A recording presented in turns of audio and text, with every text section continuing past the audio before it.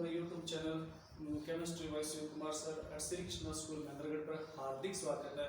आपको पिछले टॉपिक हमने पढ़ाया था पॉलीमर, उसी से आगे आज फिर जो टॉपिक हमारे एडिशन पॉलीमर खत्म कर चुके थे, कंडेंसेशन पॉलीमर तो खत्म कर चुके थे, ठीक है। उससे आगे के जो टॉपिक है ना, कोपॉलीमराइजेशन, रबर, ठीक है, बायोडिग्रेडेबल पॉलीमर, ये जो 2-3 टॉपिक बचे हैं, फिर ये चैप्टर आपका, ये यूनिट आपकी खत्म हो जाएगी, ठीक है। तो आज हम कौन कौन से टॉपिक पढ़ेंगे आपके सामने ध्यान देना।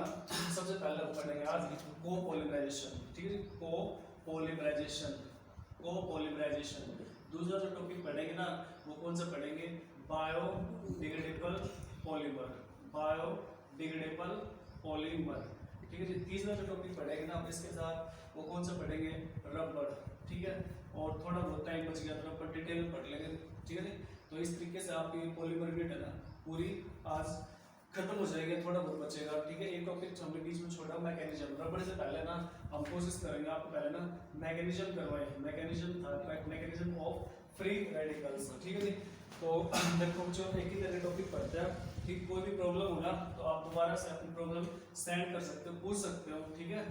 और इनका जो भी पढ़ाया जा रहा है आपको कॉपी लगाकर नोट्स पढ़ाते रहे, ठीक है, उनको याद करते रहे। तो आज हम पहले जो टॉपिक स्टार्ट करेंगे ना, वो टॉपिक का नाम क्या है, कोपॉलीमराइजेशन। कोपॉलीमराइजेशन, तो कोपॉलीमराइजेशन टॉपिक भी आपने तो फर्स्ट वीडियो में आपने पढ़ा था कोपॉलीमर। तो कोपॉलीमर क्या होता है, जिसमें डिफरेंट मोनोमर यूनिट्स हो उसे कोपॉलीमर कहते हैं। यहाँ पर भी वही सेम, जिसमें डिफरेंट क्या होगा, डिफरेंट मोनोमर यूनिट्स होगी, डिफरेंट मोनोमर यूनिट्स, ठीक है जी। वो जुड़ेंगी, उससे जो पॉलीमर तैयार होगा ना उसको कोपॉलीमर, और उस प्रोसेस का नाम क्या होगा, कोपॉलीमराइजेशन, क्लियर। इसमें जो एग्जांपल है ना, एग्जांपल वो सबसे बड़ी है, हम पहले वीडियो में बताया था, बुनना एस या फिर SBR, बुनना एस और SBR। और आज इनकी प्रिपरेशन पढ़ेंगे। तो बुननेस क्या होता है, बुननेस की फुल फॉर्म क्या, BU ब्यूटाबेंथ्रिडाइन, S मतलब स्टायरीन, N मतलब सोडियम, क्लियर। SBR पूछ ले आपसे, SBR क्या होता है, styrene butadiene rubber, styrene butadiene rubber. तो इसकी जो प्रिपरेशन वो क्या होती है, देखो सबसे पहले ना आप इसमें स्टायरीन लेंगे, स्टायरीन या ब्यूटाबेंथ्रिडाइन ले लो आप, CH2 double bond CH, CH double bond CH2, आप ये कंपाउंड लोगे, इसका नाम क्या, ब्यूटाबेंथ्रिडाइन। जैसे इसके आप नंबरिंग कर लोगे 1 2 3 4, तो 1 और 3 पर डबल बॉन्ड है, ब्यूटाबेंथ्रिडाइन, N नंबर लेगा आपको। दूसरा हमारे पास कौन सा, स्टायरीन। अब स्टायरीन को क्या होता है, बेंजीन के ऊपर CH डबल बॉन्ड CH2, ये कंपाउंड, ये भी N नंबर लेना आपको। इन दोनों को आप क्या कर दो, दोनों को हीट कर दें, किसकी प्रेजेंस में, सोडियम की प्रेजेंस में हीट कर दें। तो किस तरीके से जुड़ेगा, ये जो बोर्ड है ना यहाँ अटैक करे, ये इसके साथ जुड़े और ये आगे चला जाए, एंड सो ऑन। यहाँ से जाने के बाद में क्या बनेगा आपका, CH2 CH double bond CH और फिर CH2। यहाँ पर क्या होगा हमारे पास, CH2 और ये रिंग नीचे आ जाएगी आपकी। इस तरीके से जो पॉलीमर बन गया, ये नया पॉलीमर, इसका नाम क्या होगा हमारे पास, बुनना S या फिर SBR, बुनना S या फिर SBR। अब ये सब क्लियर है? Yes sir. इस अंशु समझ आ रहा है? चले आगे, क्लियर है? Yes sir. चलो नेक्स्ट है ना, जो ये हमारा कोपॉलीमराइजेशन था, आपके सामने कि इसका सबसे बड़ा एग्जांपल पेपर पूछ लेता है, राइट मोनोमर यूनिट ऑफ बुननेस। तो बुननेस की यूनिट कौन सी होगी, ब्यूटाबेंथ्रिडाइन और स्टायरीन। इन दोनों को जोड़ोगे तो आपका जो पॉलीमर प्रिपेयर होगा ना, नीचे दे रहा, उसका नाम क्या, बुननेस और SBR, ठीक है जी। तो आप नेक्स्ट जो टॉपिक है बच्चों वो देखो, नेक्स्ट टॉपिक हमारा वो बहुत इजी टॉपिक है, उसमें क्वेश्चन सीधा डायरेक्ट क्वेश्चन बनता है, ठीक है। डायरेक्ट क्वेश्चन कैसे पूछा कि what is biodegradable polymer, give one example. तो इसमें हम सबसे पहले टॉपिक डेफिनेशन पढ़ेंगे, बायोडिग्रेडेबल पॉलीमर, ठीक है जी। ऐसा पॉलीमर जिसकी बायो समझते हो, जो ना इजीली डिकम्पोज हो जाए, इजीली डिकम्पोज बाय माइक्रोब्स, ठीक है जी। जो माइक्रोब्स है ना, माइक्रो ऑर्गेनिज्म, छोटे जो ऑर्गेनिज्म होता है उससे डिकम्पोज हो जाए, ठीक है, उसे आप क्या बोलोगे, बायोडिग्रेडेबल पॉलीमर। और दूसरा ये डू नॉट काज, ध्यान रखना सबसे इंपॉर्टेंट बात, डू नॉट काज पॉल्यूशन, ये पॉल्यूशन नहीं करते हैं, पॉल्यूशन, क्लियर, ये भी पॉल्यूशन फ्री होता है। तो इसका सबसे जो एग्जांपल है ना, वो अक्सर आपसे पूछ लेता है एग्जाम के अंदर, ये एग्जांपल बताओ। तो एग्जांपल देखो, सबसे पहले बड़े एग्जांपल दे रखा है सिलेबस में, PHBB, वेरी वेरी इंपॉर्टेंट, कई बार आपके एग्जाम में आ चुका 2 नंबर 3 नंबर में। PHBB, तो PHBB होता है क्या, poly beta hydroxy, poly beta hydroxy को बीटा हाइड्रोक्सी वोलेट, क्लियर, ध्यान रखना, poly beta, H stand for hydroxy, को मतलब साथ में है, बीटा हाइड्रोक्सी वोलेट, मतलब 2 हाइड्रोक्सी ग्रुप है, इस बीटा पोजिशन इस बीटा पोजिशन, वोलेट मतलब 5 कार्बन, और ब्यूट्रेट मतलब आपका पॉली बीटा हाइड्रोक्सी ब्यूट्रेट, यहाँ पर ब्यूट्रेट, ब्यूट्रेट, ठीक है जी, ब्यूट्रेट मतलब 4 कार्बन और 5 कार्बन कंपाउंड है।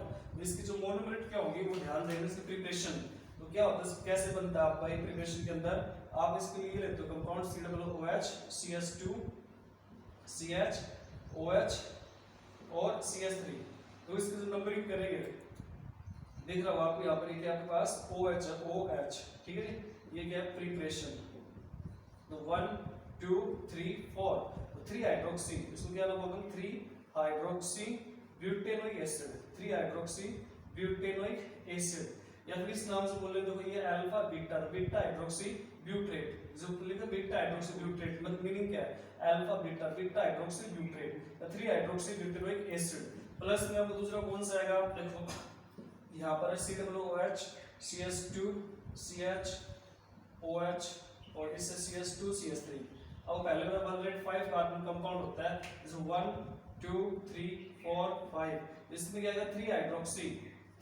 Hydroxy pentanoic acid, 3 hydroxy pentanoic acid, second compound आपका ये होगा, ये हमारे पास क्या OH है, OH हाइड्रोक्सी, हाइड्रोक्सी होता है OH, या फिर इसको बोल सकते हो देखो alpha beta beta hydroxy volate, beta hydroxy volate, इन दोनों को ना हीट कर दो, हीट करने से कंपाउंड बनेगा ना, वो कंपाउंड कौन सा होगा हमारा, PHB होगा, ठीक है। तो इसकी जो प्रिपरेशन है जो मैं आपको ऊपर बता रहा हूँ, ठीक है, नीचे जगह नहीं है, ठीक है, तो ऊपर देखना कैसे करेंगे, यहाँ से आप करना, इसमें से H निकाल दो, इसमें से OH, जैसे मैंने जो यहाँ पर क्रॉस किया था कैंसिल, आप वो निकाल दो, H निकाल दो, OH निकाल दो, H जाने के बाद क्या बचेगा हमारे पास, यहाँ पर O बचेगा, O, ध्यान देना, CH और फिर नीचे क्या आएगा CH3, इसके साथ में क्या है CH2, यहाँ से OH जाने के बाद क्या बचेगा C double bond O, clear.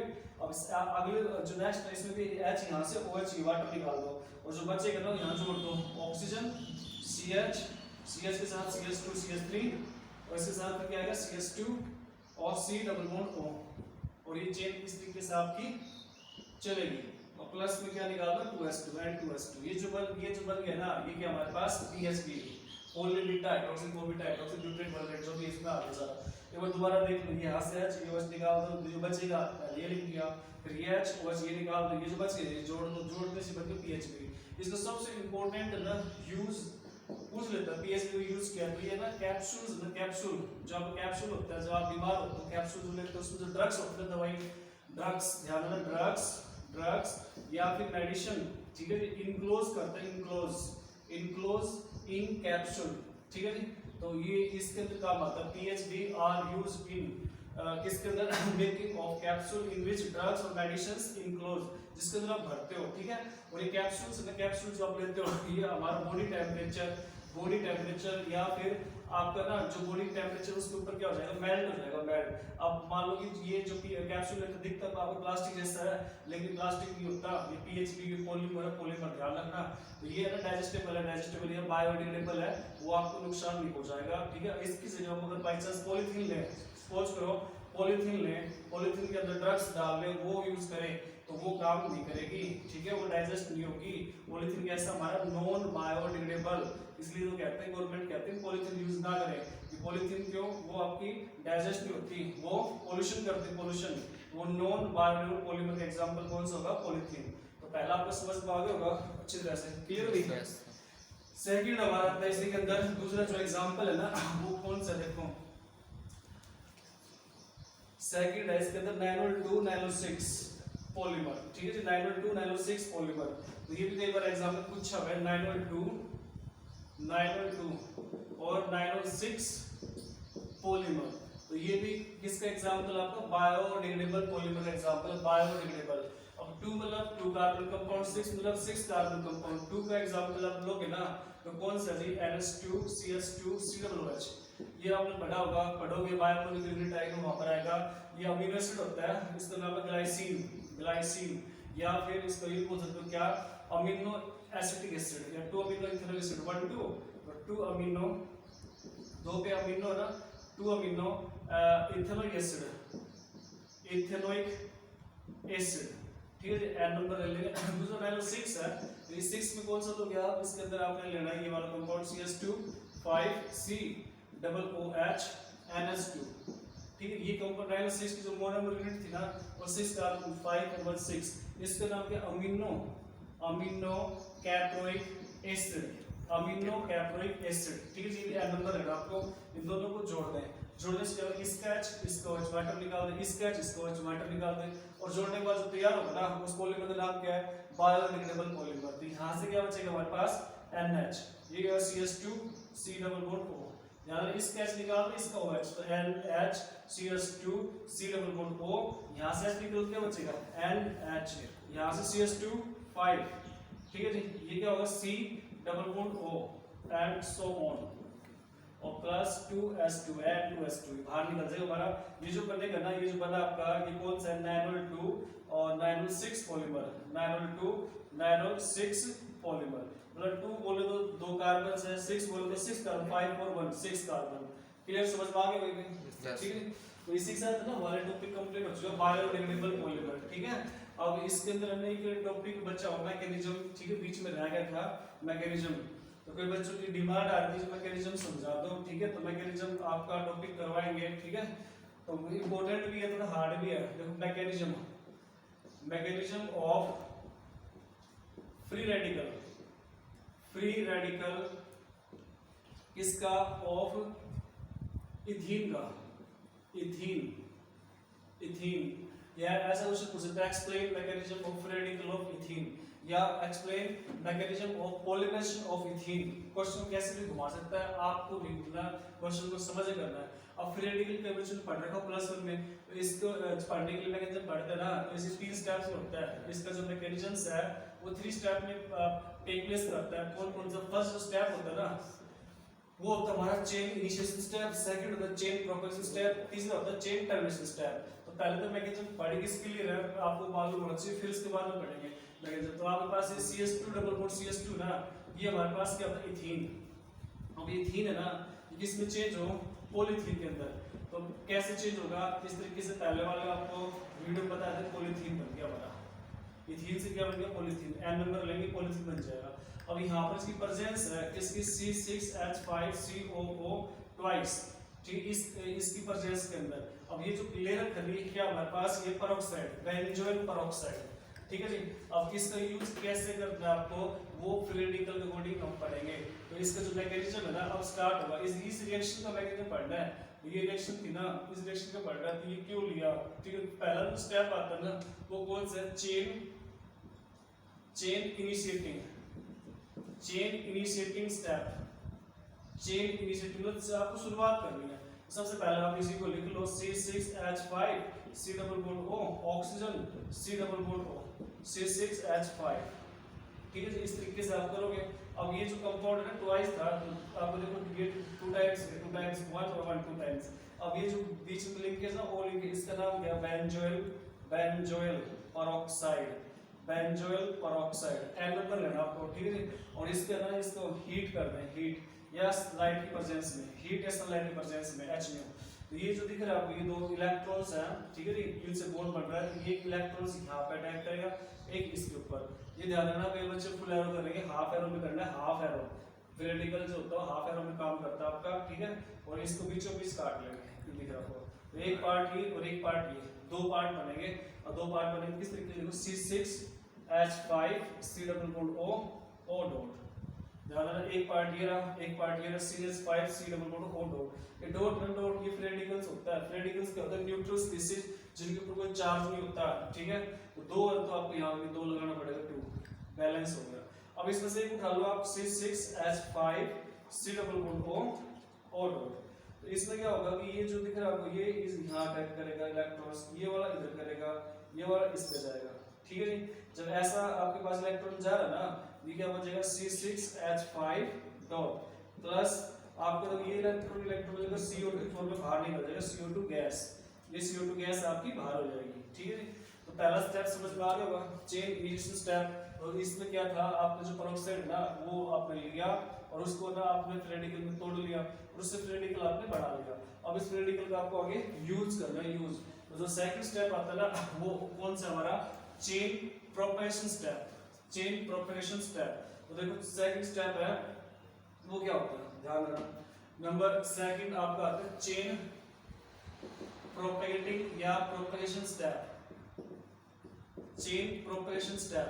अब इसके अंदर क्या होता है, आपके पास ये जो आपका दिख रहा है ना फिनाइल रेडिकल्स का यूज करना है। किस तरीके से करेंगे, फिनाइल रेडिकल्स है, आप किस रिएक्शन करते हैं CS2 डबल बॉन्ड CS2, ये जो इलेक्ट्रॉन्स हो यहाँ पे अटैक करे, ये वाला इलेक्ट्रॉन यहाँ पे अटैक करे, तो इससे जुड़ जाएगा, क्या बन जाएगा C6H5 CS2 डॉट, क्लियर। तो यहाँ पे सिंगल इलेक्ट्रॉन, ये एक इलेक्ट्रॉन ये था ना, ये भी इससे बॉन्ड बना लेता है, तो ये इलेक्ट्रॉन और इलेक्ट्रॉन मिलकर इससे बॉन्ड बना लेते हैं, बॉन्ड बन गया हमारा। अब इसी के आगे ना फिर दोबारा से आप क्या ऐड कर दो, इथीन ऐड कर दो, CS2 डबल बॉन्ड CS2, ये इलेक्ट्रॉन फिर इस पे अटैक करेगा आगे एंड सो ऑन, ये जुड़ जाएगा, क्या बन जाएगा C6H5 CS2 दो थे, CS2 दो जुड़ गए, दो और दो चार, और वो इलेक्ट्रॉन दिख रहा है ऊपर, यहाँ पे शिफ्ट होगा आपका ये इलेक्ट्रॉन्स, क्लियर है।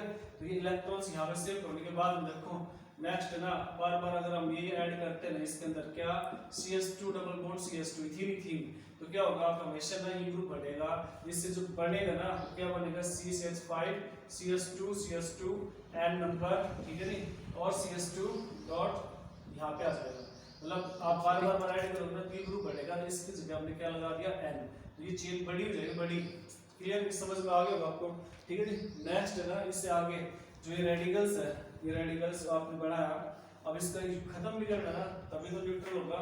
थर्ड तो चेन टर्मिनेटिंग स्टेप, तो चेन टर्मिनेटिंग स्टेप है ना वो क्या होता है, देखो chain terminating step.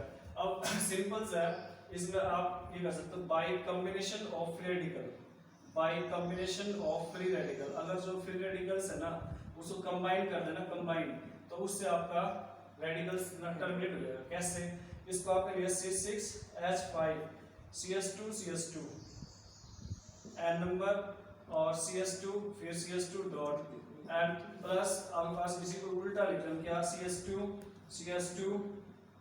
Dot CS2 n number C6H5।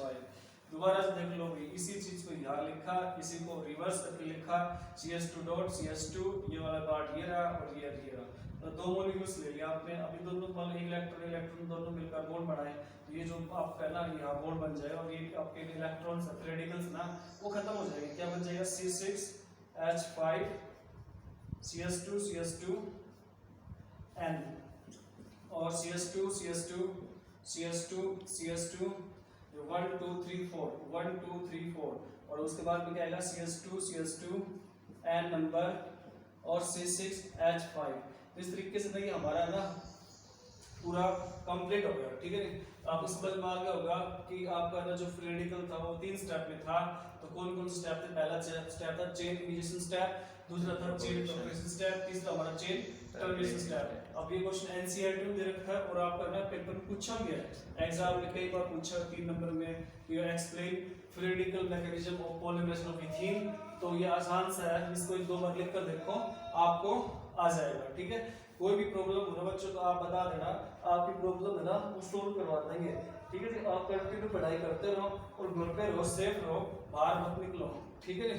और कोई भी दिक्कत आए तो आप कांटेक्ट करो, ठीक है। अगले वीडियो में फिर मिलेंगे नेक्स्ट, ओके।